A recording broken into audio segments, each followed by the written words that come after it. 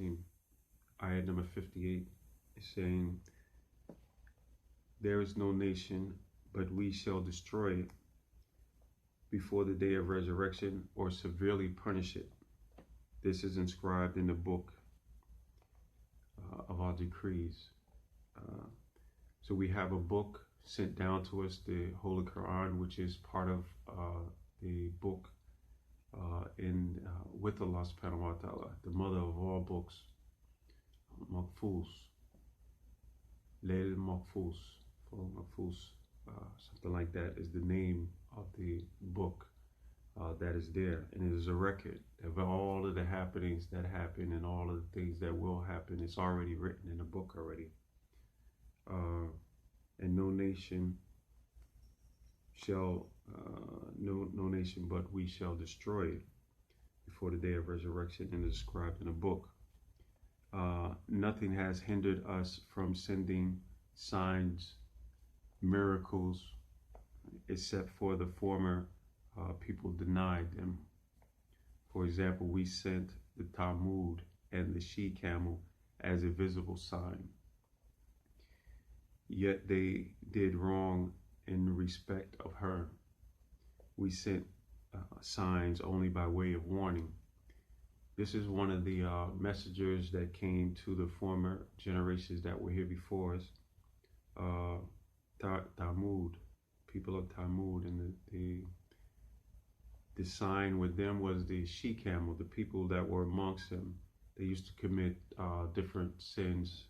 I believe their sins was maybe cheating people, maybe. I think it was cheating people by weight.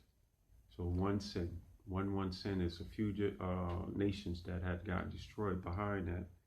And this is one that I've never heard of before, but I'm realizing it now that I meet people from all over the world. Then I can recognize these former prophets and then these former nations, okay? Because I lived some time with people from Yemen, and then I got a chance to see how they live, eat their foods, things like that, and then being in company, then also to see their homes, beautiful homes.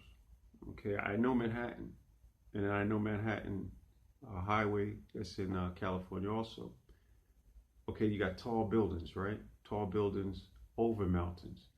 But how about tall buildings built beautiful, more beautiful than these buildings, built inside of the mountains? Going up towers going up and up and up, beautiful colors, and mountains underneath of the most beautiful green grass. So like that, this Talmud with the she-camel. Now this sign that was sent to them was very clear. All right. You ask for a miracle sometimes, like prophets that came before Moses would split in the sea, and the tribes went across with Pharaoh chasing behind them, right? So there's a miracle, and if those people were there, they saw that, right? The children of Israel, they witnessed that, and they used that. Now, what if we had a sign and miracle to come to us, and we do this book, the Qur'an, and when you read it, then you're going to know. You can go year after year reading from end to end, and you can, inside somehow search and say, I'm looking just to see if I see something that doesn't sound right. Okay? Because you check with most people with their other books or so, they never even read it all the way through, very rarely. And then when you do, you can see those mistakes. You can see them. Read this one and see. Like this, okay? Then you have to hold fast to it, because he commands you to read at least 2 sentences a day before the world gets busy on you. And then you forget, and the world gets busy on it. It's not that you find any mistakes in there. Something isn't right. Your heart may, if it's not inclined to be right, then you may, I don't know how. My heart was just made ready for it, so I can't say for the next person, that you might say, I can't do it. Because, yeah, I did go through that too, but not when I was ready for the book. Okay, and it's been years upon years now, no problems, no difficulty. So this sign and this miracle that they had was that a camel, not just a camel, but a huge camel, huger than any other camel that the people have ever saw before. They were assembled and they watched this rock. Can't remember why they were watching this rock, but the camel, the she camel is the one who has babies, came through the rock, came through the large rock, right through it, in front of the people's eyes. So they knew this was a miracle. So their prophet told them, said, this camel is a sign, a miracle from Allah subhanahu wa ta'ala. Do not harm it. It drinks one day of the water and then you drink the next day like this. But do not harm this camel. Otherwise you will pay a dear price for that. So that was the sign given to them. And then the people just said that Allah is saying also that we sent signs only by way of warning. And this warning is to strike terror into the heart so that, you know, the evil that's lurking around you that you think about sometimes can leave you. That you'll know that this is a serious issue that faces you, this life that you have. And so this she camel was not to be harmed. But the people chose their most wicked people to get together, and then they killed the she camel like this, and the baby from the she camel went back into the rock. But then after that, that nation was destroyed. We'll come in, and it's in Qur'an on how they were destroyed. So Allah subhanahu wa ta'ala is telling you that the reason why we don't get those type of miracles, because some people say, oh, okay, you got a miracle. The miracle is this book itself. Why we don't have those miracles, angels coming from the sky, this and that, this and that. There it is right there.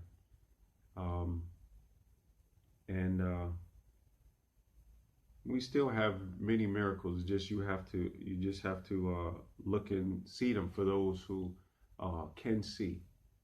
All right, because if you don't want to see this revelation that came 500 years after the passing of Jesus, peace and blessings be upon him, the last and final prophet came that Jesus told you about. His name will be Ahmed.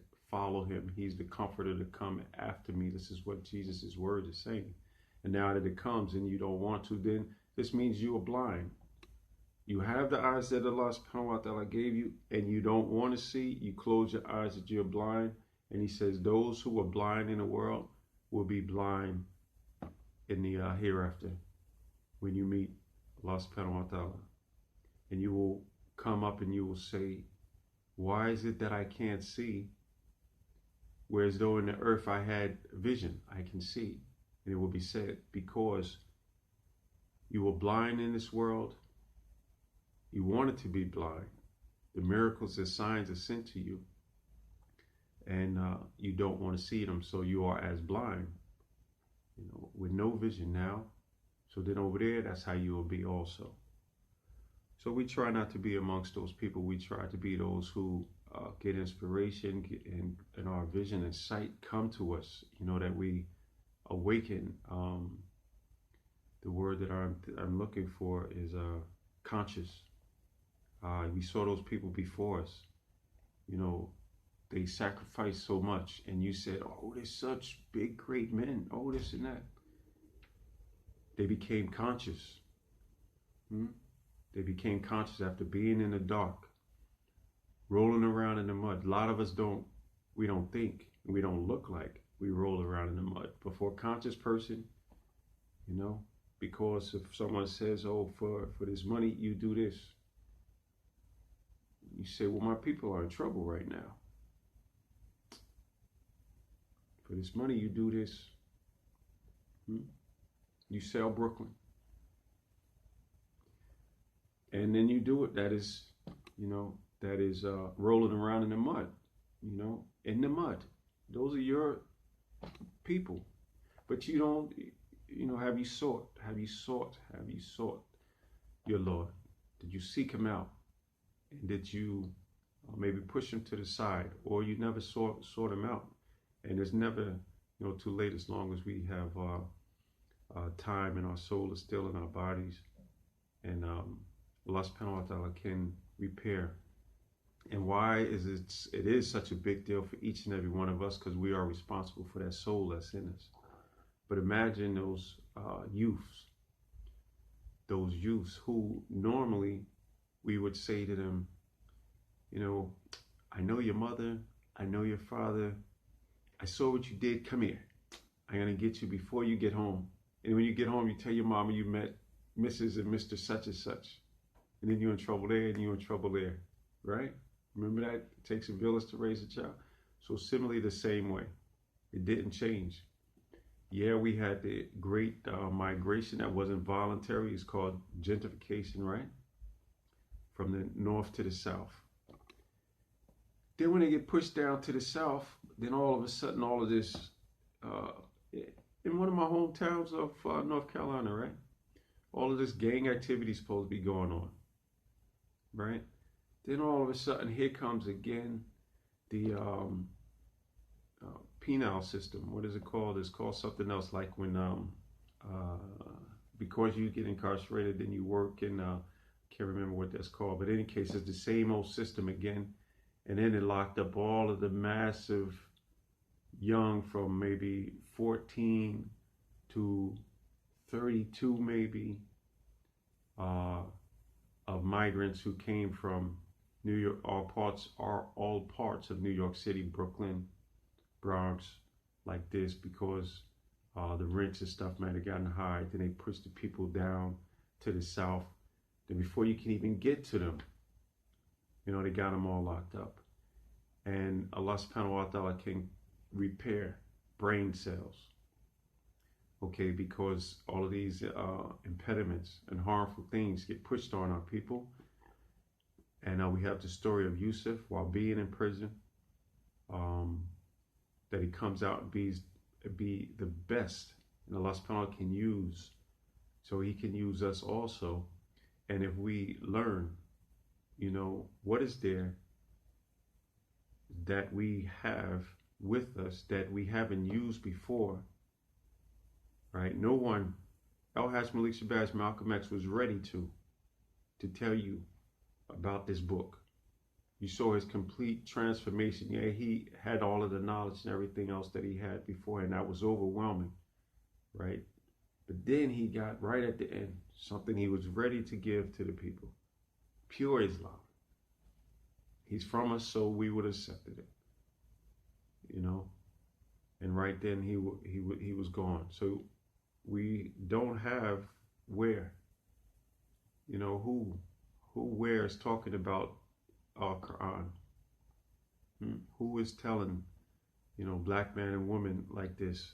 So it is here for us, and we should take it to our very heart, because it is the very truth, and it will guide man and women away from the oppressors. We just want to leave, but at the same time, it still doesn't seem like, and then you say, well, why? And maybe a thing that you don't have to, our Lord can fix and do.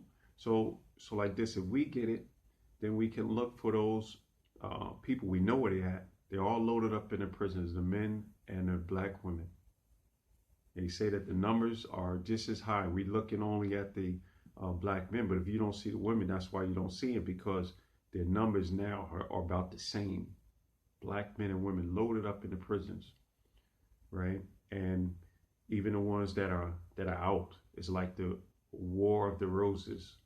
Husband and wife are against each other. When they get together now, and they, women trying to figure out, why should I stay with you? The man is like, oh my God, I got children and everything else like that, and I would like to keep this family. But it's like, so long as they fighting each other, they cannot look outward. So we need the older folks to be able to come in and assist, to learn the book and assist. those families that are having that, so that they can stay together for those children, for Allah subhanahu wa ta'ala, right? Then the children benefit from that, right? And then that the men and women that are in the prisons, that once we learn, we can go to them and tell them about Allah subhanahu wa ta'ala.